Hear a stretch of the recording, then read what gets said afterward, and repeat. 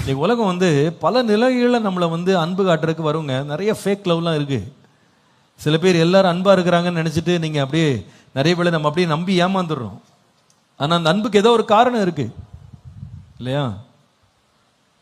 அந்த அன்புக்கு ஒரு அடிப்படை இருக்குங்க. சில பேருக்கு அன்புக்கு வந்து அடிப்படையா அழகுதான். அழகு இருந்தா என்ன இருக்கும்? அன்பு தானா பொழியும். சில பேருக்கு அந்தஸ்து இருந்தா போதும், உடனே அன்பு பொழியும். ஆஸ்தி இருந்தா சொல்லவே வேணாம், உடனே அன்பு பொழிஞ்சிரும். நம்ம கிட்ட இருக்கிற சுத்தி இருக்கிற அந்தஸ்து, அறிவு, படிப்பு, பணம், அழகு இதெல்லாம் பார்த்து விழுறவங்க மேலதான் நம்ம விழுறோம்.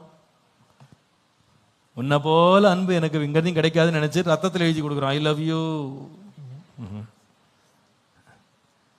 We don't realize இந்த அன்பை விட ஒரு மேன்மையான அன்பு இருக்கு. நிறைய வேளை இந்த அன்பெல்லாம் மயங்கி விழுந்த போது ஆண்டவர் பார்த்துட்டே இருக்கிறார்.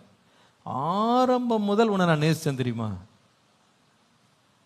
நீ ரத்தத்துல தோய்ந்து கிடந்த அப்ப உன்னை நேசிச்சேன். நான் உருவம் இல்லாமல் இருந்தாய், உன்னை நேசித்தேன்.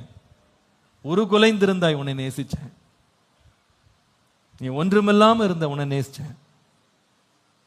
இதை உணர மாட்டேங்கிறியப்பா அப்படின்னு ஆண்டவர் பார்க்கிறாரு. சில வேளை இந்த உலகத்தின் கவலைகள், உலகத்தின் பாவம், உலகத்தின் அக்கிரமம், உலகத்தின் அந்தஸ்து, உலகத்தின் மேன்மையெல்லாம் தேவனுடைய அன்பை பார்க்க முடியாத கண்களை மறைக்குது பாருங்க. கர்த்தர் இழுக்கிறாரு.